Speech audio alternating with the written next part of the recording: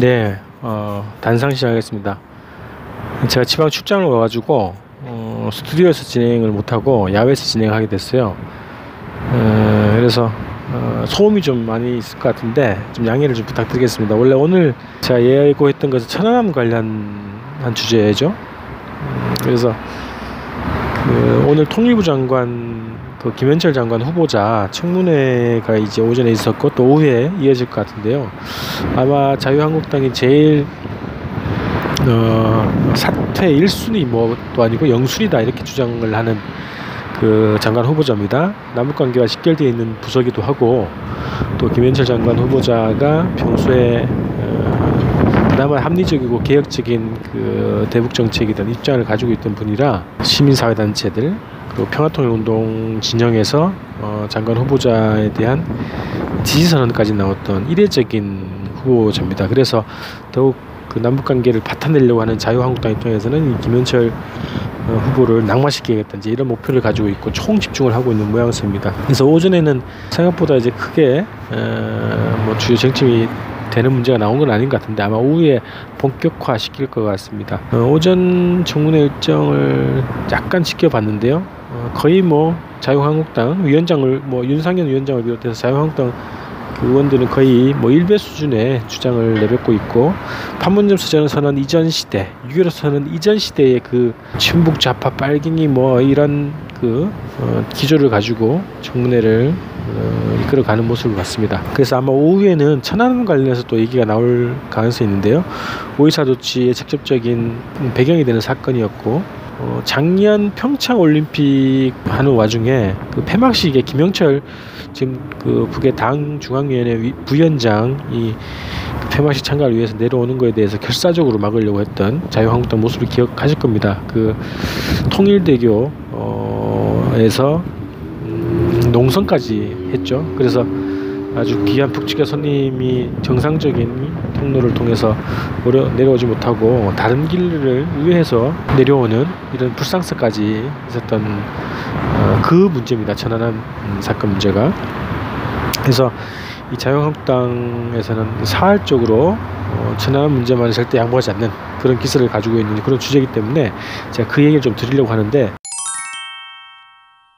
지금 주권방송에서 천안함 관련한 여러 가지 그 방송들 영상들이 지금 올라오고 있죠. 그래서 신상철 대표님의 뭐 강연 영상도 지금 올라오고 있고 그리고 방송도 지금 하나하나씩 지금 여러 주제들을 가지고 방송을 하고 있습니다. 그래서 그걸 다 보시면 될 것 같습니다. 천안함의 천안함 사건에 대한 기본 규정은 신상철 대표는 이제 좌초후 충돌과 침몰 뭐 이런 말씀이시죠. 이 사건에 대한 규정을 그렇게 하시는데 뭐 과학적인 그리고 증거를 가지고 진행하신 그 분석에 대해서는 신창준 대표님의 방송을 보시면 될 것 같습니다. 그래서 저는 그 얘기보다는 저는 딱 그 얘기만 하고 싶습니다. 오늘 이 천안함 사건이 이명박 정부가 공식적으로 정부 차원에 내놓은 보고서에 따르면 북에 잠수정이 와서 어뢰를 쐈고 그 어뢰에 의해서 비접촉으로 수중 폭발로 천안함이 두동강 나서 46명의 우리 병사들이 숨졌다. 그래서 북의 도발이다. 이렇게 규정을 하고 있지만 그거를 믿을 사람은 극히 드물거나 최소한 자유한국당류 정도의 정치인들 과여들밖에 없을 거다. 저는 이렇게 생각을 하고 있는데 어쨌든 오늘이 사건이 일어난 지 9년 되는 날입니다. 3월 26일 날 2010년 3월 26일 날 이 사건이 이제 발생을 했죠.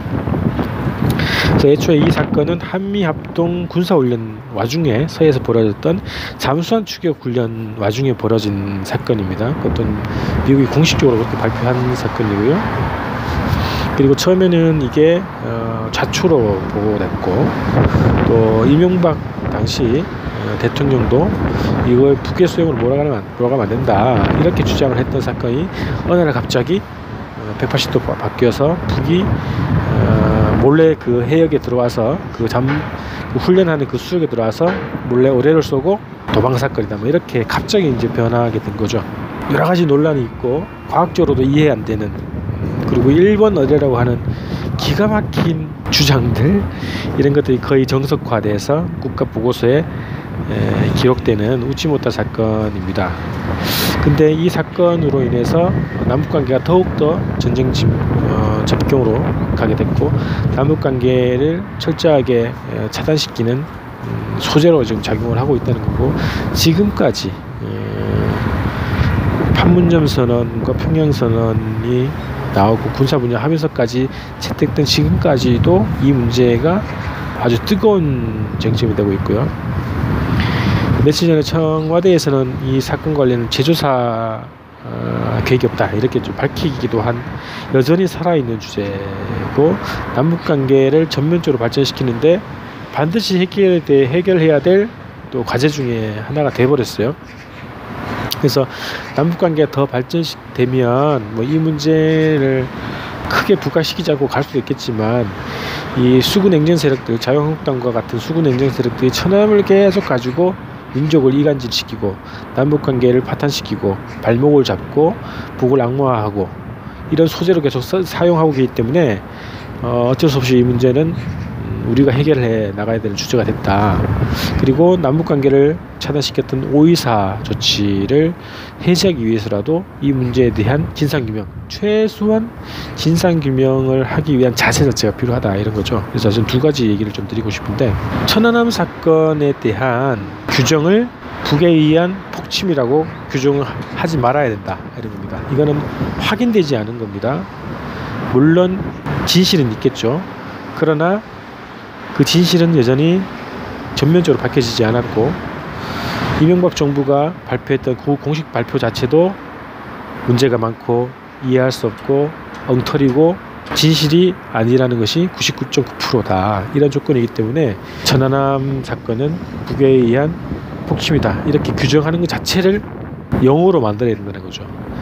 천안함의 진실을 찾아야 된다, 이 정도까지 입장을 교정을 해야 된다는 겁니다. 지금 현 정부도, 문재인 정부도 천안함 폭침이라고 주장을 하고 있고, 민주당을 비롯한 평화개혁 세력들 내에서도 천안함 폭침이라고 하는 그 도구마에 빠져서 헤어나올 수 없는 상태에 있단 말이죠. 그래서 천안함 사건의 진실은 아직 전면적으로 밝혀지지 않았다.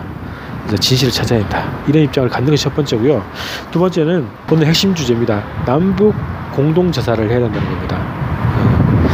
2010년 천안함 사건이 있을 때 한참 논란이 되고 북의 소행이네 뭐니 할 때 북에서 그런 주장을 했죠. 검열단을 내려보내겠으니 같이 조사하자 이렇게 얘기를 했단 말이죠. 정 안되면 판문점에다가 의뢰를 갖다 놓고 공동 조사를 해보자 이런 얘기까지 했단 말입니다. 그래서 충분히 북측도 이 조사에 응할 의향이 있고 입장이 있다는 거죠. 그렇기 때문에 남북 간에 이 논란이 되고 있는 이 문제를 국가적 차원에서요, 남과 북 공식 정부 차원에서 공식적인 조사를 통해서 합리적으로 해결하면 되는 문제다라고 생각을 하는 겁니다. 남북관계를 전면적으로 발전시키기 위해서라도 이 문제를 풀지 않으면 안 되는 것이니까, 남이든 북이든 현 정부의 입장에서도 그렇고 북의 입장에서도 그렇고 이 문제를 매듭짓고 가는 게 반드시 필요한 상황이다 이런 겁니다. 그래서 북측이 2010년에도 제기했고 우리 여러 시민단체들, 그리고 평화통일 진영에서도 얘기했던 진상규명 이런 요구도 있기 때문에 남북이 판문점이든 어디든 만나서 천안함 자체도 같이 검사를 해보고 의뢰도 같이 검사해보고 이런 과정을 통해서 천안함의 진실을 찾아오자는 거죠. 그래서 천안함 사건 남북 공동조사를 실시하자, 이것이 오늘의 제 주장이고 단상입니다. 이 문제를 푸는 것이 오히려 지금 현 남북관계를 더 빠르게 발전시킬 수 있는 계기가 될 수 있고요. 이것을 소재로 정부의 통일정책, 판문점 선언, 평양 선언을 무위로 돌리려고 하는 종북몰이하고 있는 수구냉전 세력들의 준동을 제압할 수 있다 이런 겁니다. 그래서 천안함 사건의 진실을 위해서 남북 공동조사를 실시하자는 것이 저의 주장입니다. 자, 오늘은 여기까지 마치겠습니다. 목요일날 뵙겠습니다. 고맙습니다.